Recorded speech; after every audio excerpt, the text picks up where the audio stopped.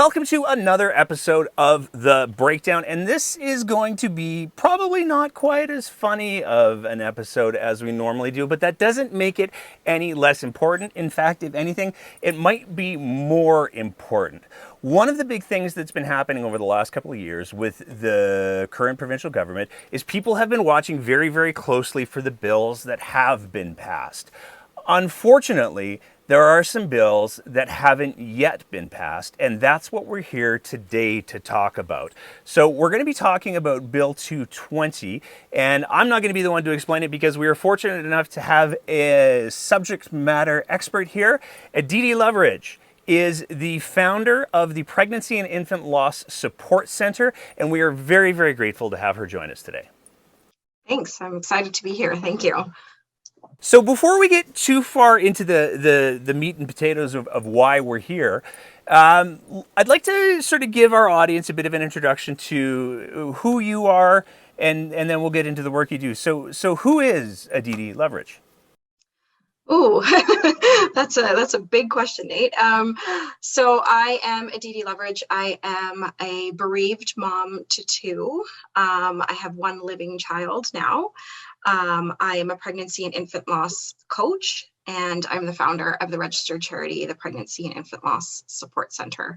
I think that's pretty much sums me up. Oh, and I'm a parent to a dog and a cat as well.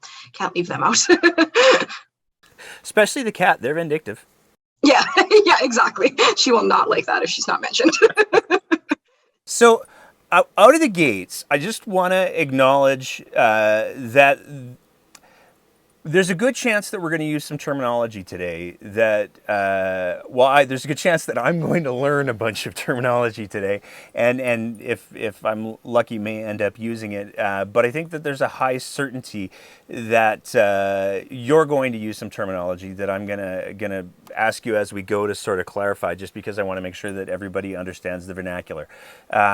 So when you say a bereaved mom to two, for our audience, what does that mean? Yeah, that's a good question. And thanks for asking that. So I've had three pregnancies, and I have one living child, one child that the world can see. So two of my pregnancies ended in loss. And so whether you say bereaved mom, bereaved parent, that's sort of an umbrella term for somebody who has experienced a loss of a child at any stage of the parenting journey.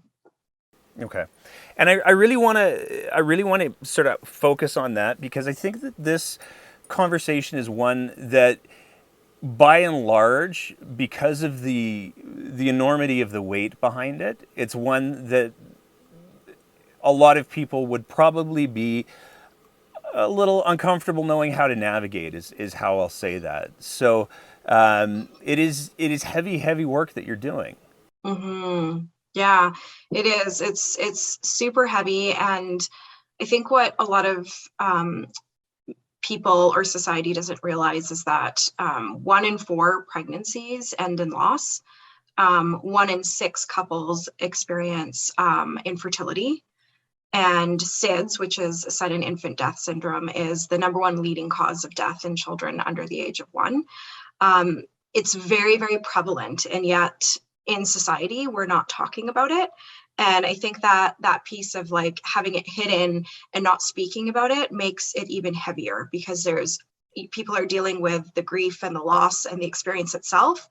And then we're also dealing with the heaviness of not having it being seen or heard from mainstream society. So I really appreciate, Nate, that we're having this conversation here today, because that's how I believe we start to lighten the load for all of these people that are navigating this journey. For sure.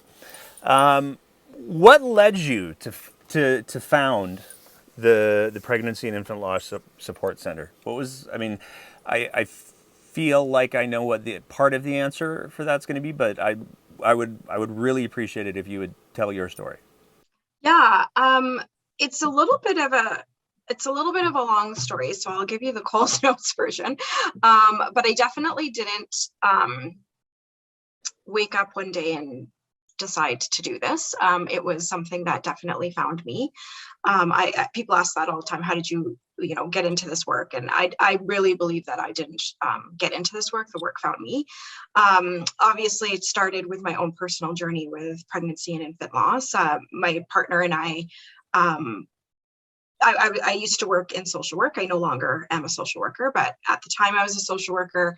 My partner and I decided to try to build our family. And my first pregnancy ended up in a very traumatic loss where I actually almost died. I experienced systemic racism within the healthcare system that led to me not receiving the appropriate care that I needed in that moment, and I almost died. That was extremely traumatic. Didn't really deal with it, but then found the courage somehow to try to conceive again. That second pregnancy ended in a later loss, where I actually ended up birthing that baby at home because I was very traumatized by the healthcare system, so I stayed home.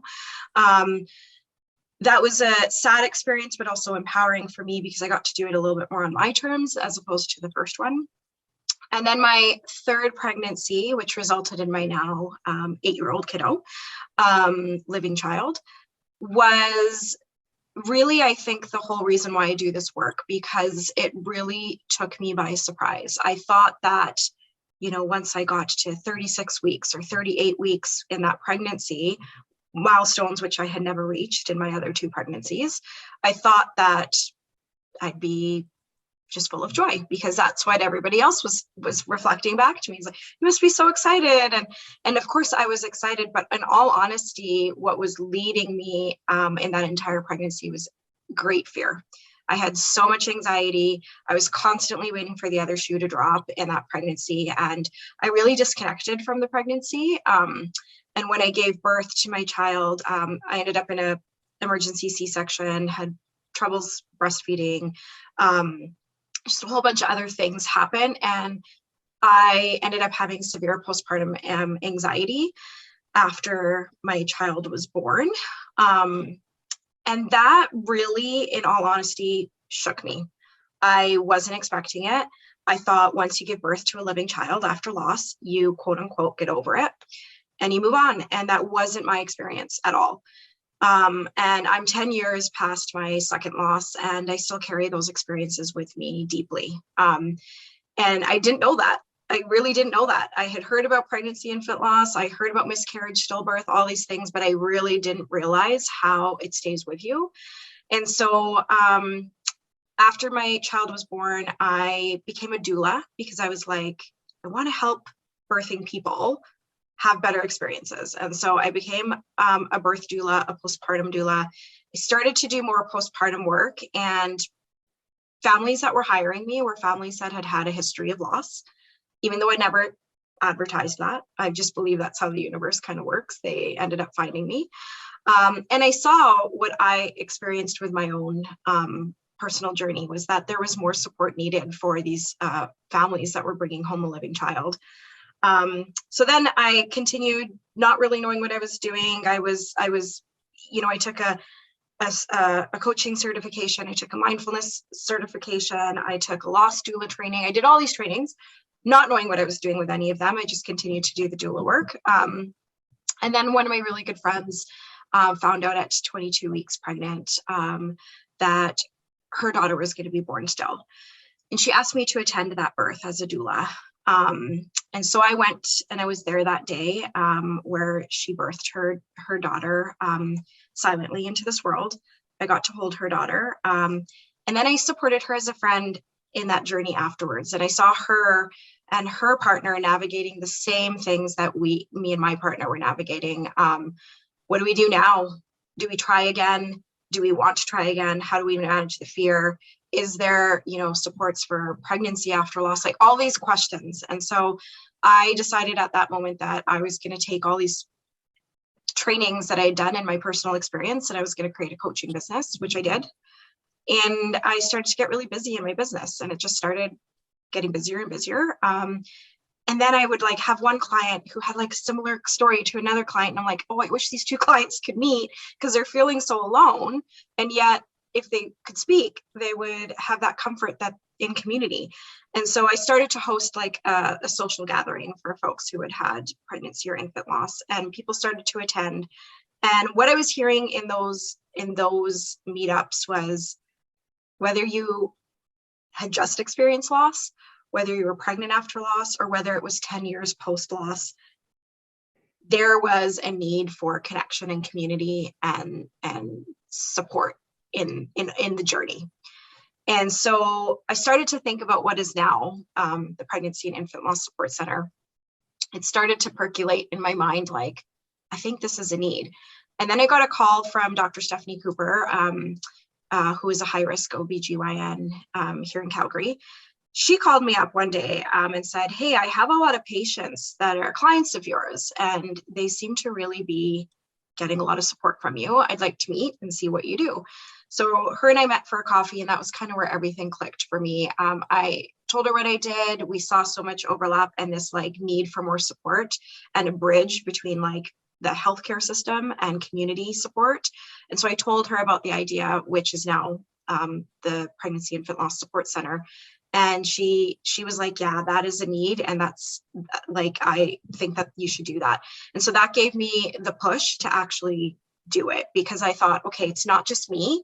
It's not only these other bereaved families. It's also the medical system that is seeing that there needs to be more support. And I can empower healthcare providers to start to refer to something more meaningful in the community that can support their patients as well. So that's when I took the leap of faith and founded the center. That was in 2018. Okay. So the center's been around for a couple of years now then? Yes, it has. Boy, I was making some notes as you were going through there. And there's the only thing that I can say as you were talking is it's so clear how much work still needs to be done. The fact that you experience systemic racism in the healthcare system, which is absolutely a real thing, during a time like the one that you went through, is, I don't have the words for that one. The other thing that really struck me about while you were talking is there are a lot of, it seems like, said the middle-aged man, that there are a lot of sort of misconceptions and expectations that surround the whole childbirth process. I know, and I know that I'm allowed to talk about this, but I know that when my wife had our first kid, the breastfeeding process for her was an absolute nightmare. There were problems with latching. There were problems with my eldest having very sharp teeth, and a bunch of other issues. And those issues aren't stuff that either of us had heard about beforehand. And so I think that to me, and this is where I'm going to ask for you to tell me if I'm wrong, which would not be the first time. But to me, it seems like one of the problems that we have surrounding a lot of these conversations is that there are a bunch of expectations that exist out there, and they are not accurate for the overwhelming majority of people who go through the parenting journey, as you said. Is that fair to say, or am I just reading the room wrong? No, I think you're reading it spot on. Yes, I think there's so much misconceptions out there on, especially on like birthing and parenting spaces. There's so much misconception. As you said, like, you didn't have the words for the systemic racism. I didn't find, if I'm being honest, Nate, I didn't find the words myself until recently, after I founded the center. It was something that I didn't publicly talk about for years, because I didn't have the words, because I was so, well, I don't even know what I was, not shocked, oppressed is what probably the right terminology for it is. So I remained very silent, because there is this misconception too on, and this is something that we do at the center, we're trying to change the conversation about pregnancy and infant loss, and and birth and loss spaces is that, number one, I think one misconception is when we think about who birthing people are, we automatically assume in our mind that it is a white, cisgendered, heterosexual woman. And while that is many, there's also many other people that don't fit into that, right? So that's number one misconception. And when we have people outside of that misconception, so people of color, members of the LGBTQ plus community, non-binary folks, trans folks who are pregnant and birthing and experiencing loss or fertility. Now we're just getting into this whole other realm of support that is lacking. Right. And so when you said there's more that needs to be done, oh my goodness, there's so much more that needs to be done. And like there's so many people that, oh yeah, it's kind of this hush hush. If you ask people like, oh, when they were pregnant, oh yeah, I knew that there was a chance that we could have a miscarriage or a stillbirth, but I didn't think it was going to be me. And so we just didn't think about it. And the message that sends is that it doesn't matter. It's not important. And so when you are experiencing anxiety, fear, disconnection, trauma, after you've experienced a loss of that kind, and then you're like, I am alone in this because everybody else thinks that this isn't a big deal and I should just move on. Oh, you're healthy, you're young, you're healthy, just get pregnant again. And it's simply not, it's not that easy, right? And so I think there's so many misconceptions for birthing people, like you shared with your wife, breastfeeding, what natural births look like. Like there's just so much around it, and I really feel like there's such a disempowerment in birthing spaces and I think that really needs to change. And having the conversation is a first step towards empowering families to know that like, hey, there's a whole range of experiences within that. It's not this linear path. And there's a whole range of intersections and emotions that come with it. And all of it is within the realm of quote unquote normal. Yeah. Makes sense.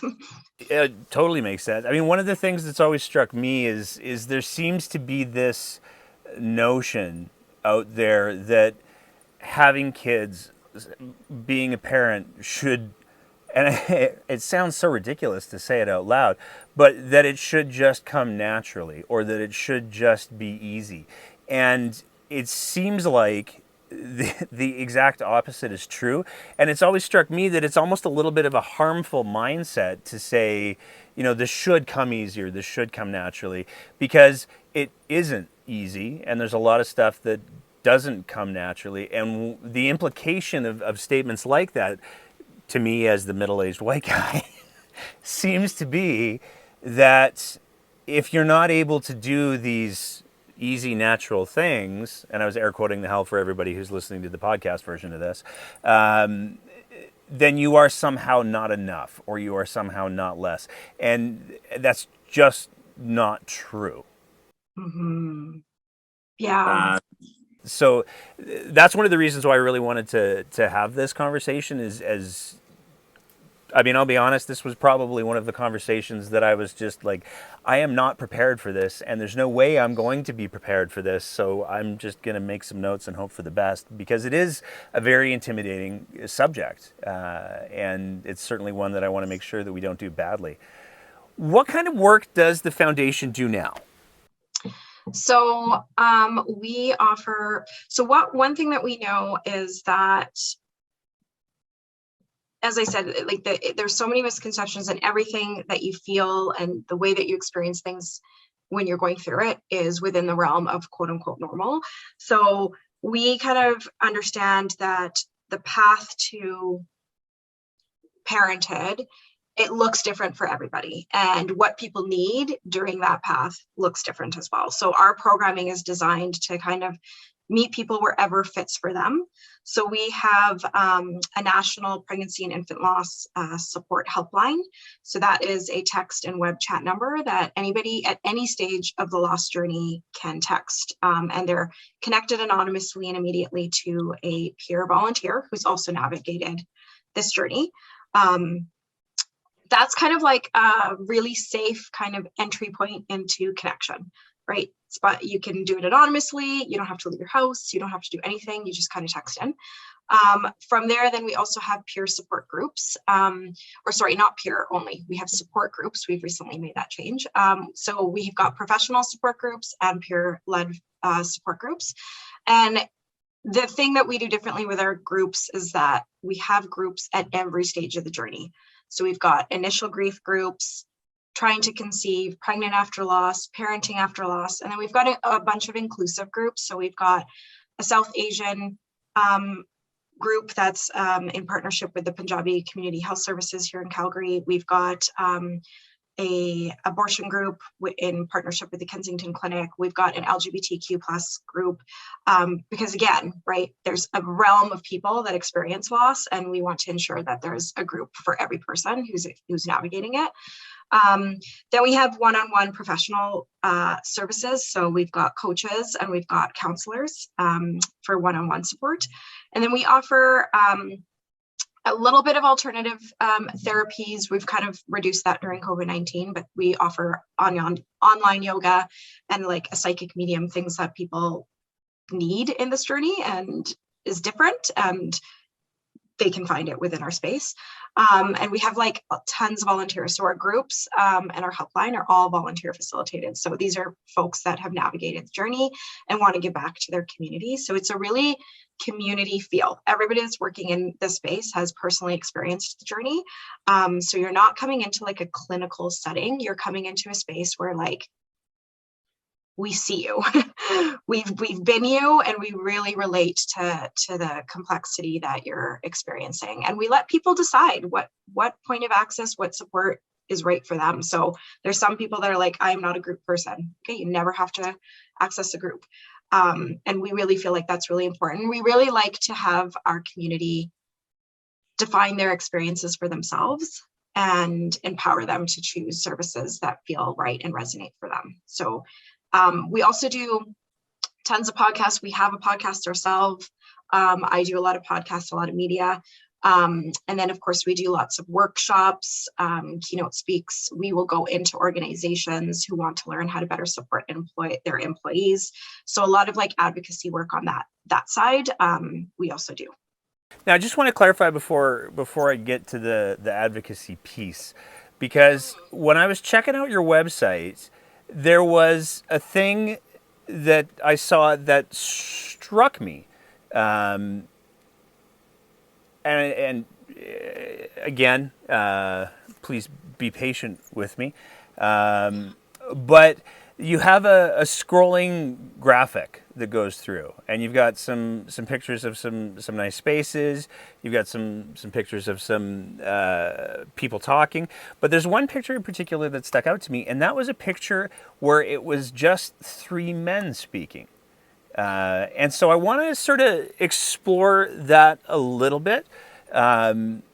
Because historically, and again, when we're talking about the sort of misconceptions that people have, historically, it seems like that there's not a lot of the whole conversation's done terribly by and large, but it seems like there's not a lot of conversation on the fact that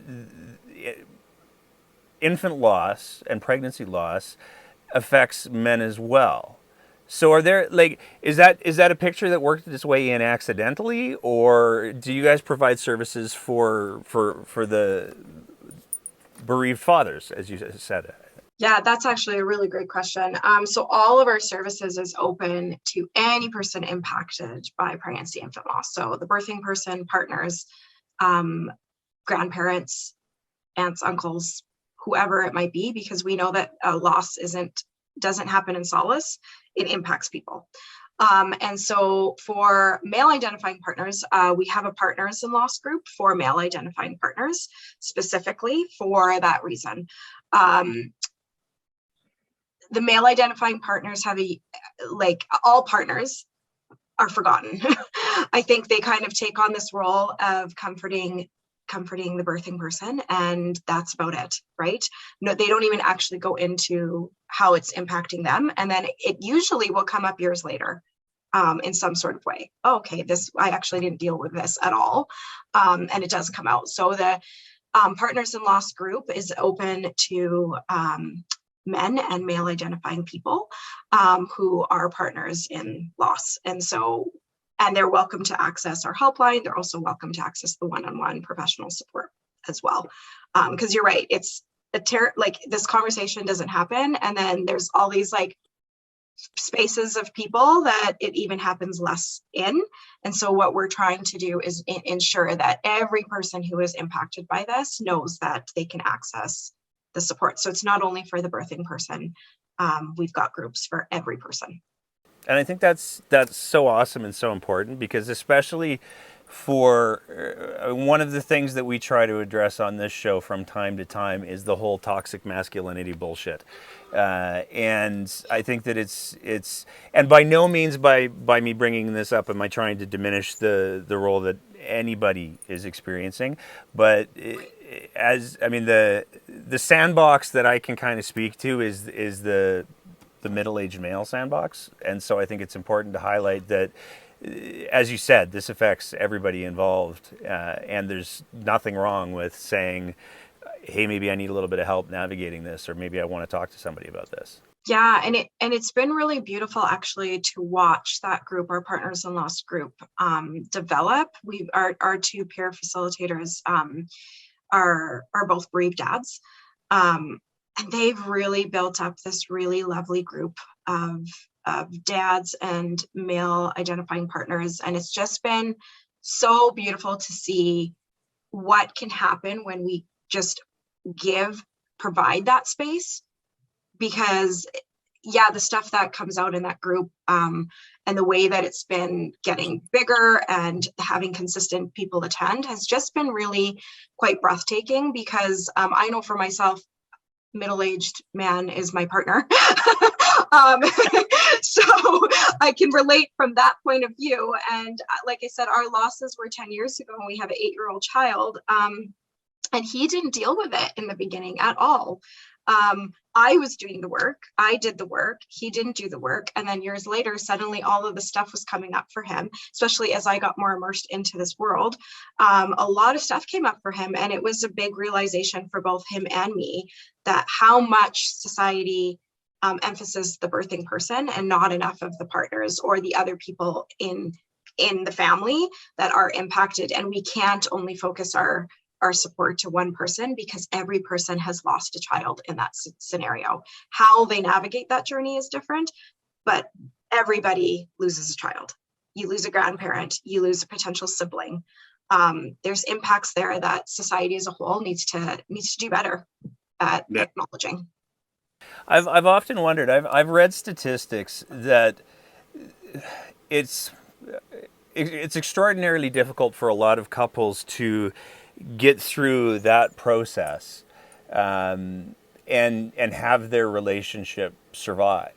And I've often wondered how much of that has to do with the fact that we don't do any of the conversation very well at all. Oh, it's true. Statistically speaking, I think it's about 20, I can't quite remember, it's either 26 or 28% of couples who experience a miscarriage will end up separated, and 40% of couples who experience stillbirth or neonatal loss will separate. I think it's a process that happens over many years, and it's not talked about. So sometimes that correlation, that connection doesn't actually end up happening. But it is a huge life event. A death of a loved one is a traumatic event, and it's one that will inevitably shift relationships and partnerships. And that's why we exist, and that's why we hold the space, because we know that there's so much impact there, and we can't just pretend it doesn't happen. That's awesome. I think it's just that part that we've talked about so far. We haven't even gotten to the big part of why we're here to talk today. I think it's so important. Thank you for you and your organization for doing that work. But you also do, as you talked about a little bit earlier, some advocacy work. So let's talk about Bill 220. So if you could explain to our listeners and our viewers, what is Bill 220? So Bill 220 is a private member's bill that was brought forward by MLA Walker in Edmonton. And Bill 220 is essentially an amendment to the current employee bereavement leave. So what this bill is looking to do is to amend the current bereavement leave to add in families who are experiencing or have experienced miscarriage and stillbirth, so that they are too able to access that 3-day unpaid job secure bereavement time off. Is essentially in a nutshell what it is. Okay, so before we get into that, I just want to make sure that I'm understanding this correctly, because I think that this needs to be said out loud. Right now, if a parent, whatever their situation may be, experiences miscarriage, if they experience stillbirth, there is no protection for them where their employer can't say, okay, well, I'm sorry that you're at the hospital or wherever you may be at 11 o'clock at night. Don't forget, your shift starts at 9. Yeah, there really isn't. I mean, there could be access within certain employment, from some employers that might have different types of leave, like disability or long-term, short-term time off, but there isn't something specific for pregnancy or infant loss right now, and definitely not through the government. Okay. And I think that that's horrifying. I don't know what the word would be. Because I can't imagine, I think of somebody the image that comes to mind for me immediately with that is I think of somebody who's working in a job that does not afford them the basic right. I almost said luxury, but that's super the wrong word. But it doesn't afford them the ability to take a couple of days off from their minimum wage job or whatever the case may be to process this event that has visited them. It's their employer, if their employer was a jerk, could very well just say, well, if you don't come to work tomorrow, you don't have a job. And I do you know how many, roughly, are there statistics that even exist that say how many employers do provide the bereavement leave for miscarriages or stillbirths? Or is it just super luck of the draw and you've got to get in with a company that is really, really aware of all of the things? Yeah, I don't know any statistics on that. Just anecdotally from what we see in the community, there's people who get some time off, particularly those who might have a later term loss, so like a stillbirth. They might get a little bit of time off from their employer. But generally speaking, those people are expected to be back at work within 2 weeks to 3 weeks. Some people can navigate a little bit more, but then they're drawing into sick days. They're using it from other areas to try to have that. And so if you think about it though, if somebody is pregnant and they're due to go on maternity leave and they go into labor or 2 days before their due date, they end up losing their baby and they give birth, because you still have to birth that baby irregardless. Why would they not be allowed extended time? They've still birthed a baby. And I would argue that family needs extra time off because they do not have a living child that they're bringing home. Their milk can still come in. Their body is still very much a postpartum body because they've had an actual full-term birth. Even folks that have had a miscarriage, that is a birth. They're still postpartum. So it's this whole mentality that, oh, now you don't have a kid, so why should you have time off? Because I now am going through this huge trauma in addition to not having my kid that we've prepared for, that we anticipated for a long time. So I don't know statistically, but anecdotally, I would say a lot of employers are not providing enough time. Okay. If any, I should say. So Bill 220 would codify that if a person experiences these sorts of events, they are allowed, guaranteed.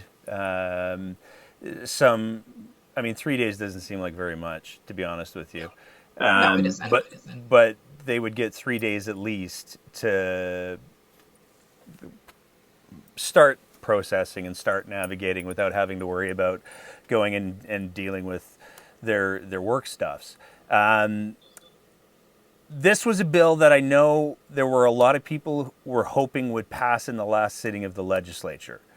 It did not, and it's fascinating because, I mean, in my reading before we sat down to have this interview, my understanding, based on what I read, was that the bill was at the very least in a lot of trouble if it was going to even be able to become a bill, because now that the legislative sitting is over, it's got to go back through the schedule, yada yada yada yada. But even in the pre-interview where you and I were chatting, there's still some confusion over what the state of the thing is. So you're way closer to this than I am. So what's your understanding of the status of the bill as it sits now? My understanding is that it's still in play, that it still will be brought back in the spring session, is what I believe, and don't quote me on this because I'm not totally sure. However, that doesn't mean that it will continue to pass. There's still a couple of steps before it would actually be passed. And then if it didn't get passed, then it would be back to square one of trying to get it back in. So we're really at this like kind of space of I don't know where it's going to go. What the bill does, because you're absolutely right, Nate, is that 3 days isn't enough. But what it does, and so I was asked to speak at the I think it was the second reading of the bill to the committee, and I expressed this, that 3 days isn't enough. However, it's a really good first step in the acknowledgement that miscarriage and stillbirth is an opportunity. It is something that people experience bereavement about, that it gives them the permission to start to say, oh, wow, okay, maybe I am affected by this. And then it gives employers, if they see this in the bereavement leave, oh, that is bereavement. So maybe now in our own employment situation, we will extend that. We will offer this, and that. What it does is it opens the conversation. It gives permission. It starts to reduce that stigma for those people that feel like they do need that extra time off. Not everybody does. Like, I just want to preface that. Some people will experience a miscarriage or a loss, and it will be okay for them, because maybe for them it wasn't the right time. That's totally okay. But what this bill does is it will get people to start to recognize that it's not as simple as having a miscarriage and then just trudging along and moving along. There's still a lot more work that needs to be done around it. But this is imperative for bereaved families to go, hey, we are here, and we do deserve some recognition and some protections in place when we do experience loss. So I do hope that this bill continues, and the only way that it's going to continue is for us to ensure that it doesn't get lost, right? So having this conversation and moving it forward, having people, like, if you know someone who's experienced a loss, if you yourself has experienced a loss, whether it's now or in the past, like writing to your MLA, what would have this done for you had this bill been there? What would it do? And making sure that our MLAs know how important this is, because this is a nonpartisan issue. This is a nonpartisan issue. Miscarriage, stillbirth doesn't care your politics. It's going to affect all of us. It doesn't care socioeconomic status, religion, none of it. It affects, as I said, 1 in 4 families in Alberta are going to experience it. So we need a system that's going to support that 1 in 4 families that are experiencing it. We need that support from the government. And it would be a really beautiful piece for the government to come together and do a really good, feel-good act for these families who are trying to build their families and navigate the system. So I think it's really important. I don't want to see it get lost. Yeah. I mean, there has been, I don't know I can't think of anything off the top of my head where we have had the opposition and the government agree on anything that's gone through the legislature. But if there was going to be something, one would think that this should be it. Like there's literally no reason why there shouldn't be bipartisan support for this, and I mean, I would add to your request to write MLAs. Absolutely, if you're listening to this episode or you're watching this episode, and you think that people should be allowed to grieve the loss of a child for at least 3 days without their boss haranguing them, write your MLA for God's sakes, because it just feels to me like it's the bare minimum. And if we can't get this right as a start, again, I find myself in the rare position of not having words, because normally I have lots of words.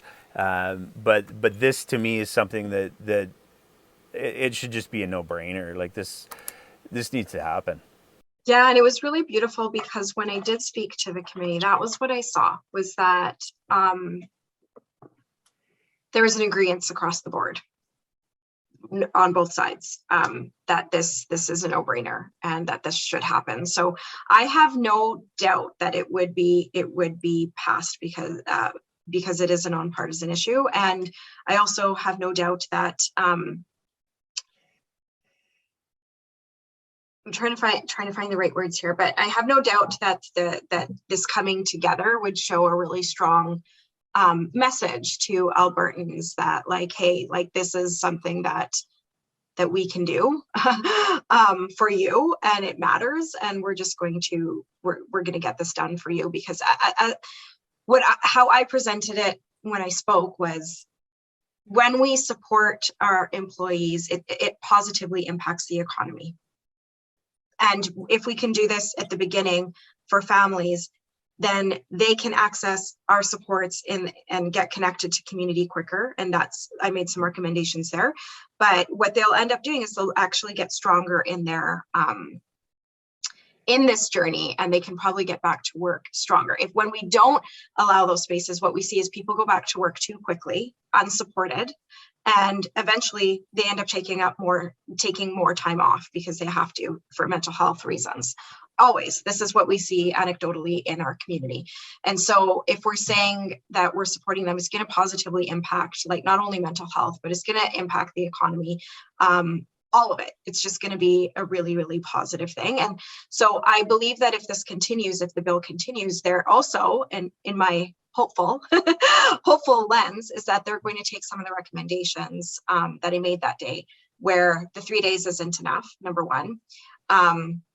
And then that needs to be more support then for community organizations such as ours, so that we can continue to fill in and support these multiple families that are accessing us, so that we can get them back into the workforce sooner as well. So I think that if it goes back in, I have a strong feeling that it will. But the point is that we cannot, as Albertans, we can't let this bill get forgotten.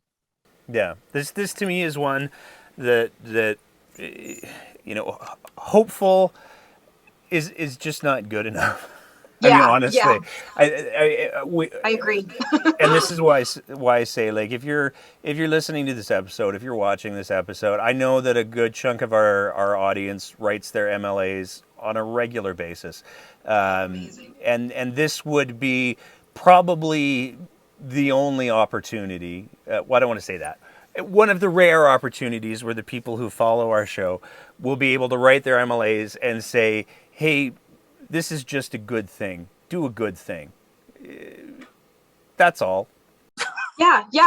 Just do a good thing. We all could use a really feel-good moment right now, especially in this political climate, in COVID, all of it. Like, we could all use a really good feel-good moment.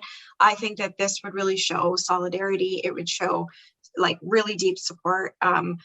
And yeah, I agree. It can't just be hopeful. So like write your MLA, because if you yourself haven't experienced loss, like I said, that 1 in 4 stat is huge.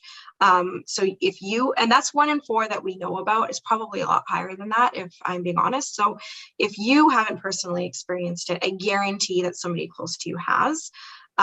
So this is just helping all around. So write your MLAs. Let's not get this, have this bill be forgotten, because it can make a huge impact to Albertans. So write your MLAs.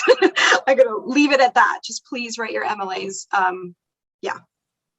Now, there's one other thing I want to highlight before I kind of give you the floor and work towards letting you get on with your weekend, because the weather is getting nicer. It is finally. Above 0. They took away the 15. It was supposed to be 15 tomorrow. I was really excited for that. Now it's like 4, but I'll take 4. I know, 4 will feel like 15, let me tell you. I may just put on some shorts on principle. The Pregnancy and Infant Loss Support Center is a registered charity.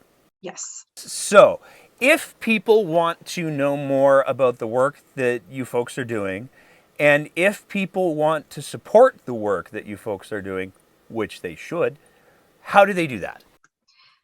So they can go to our website, which is www.pilsk, so pilsc.org.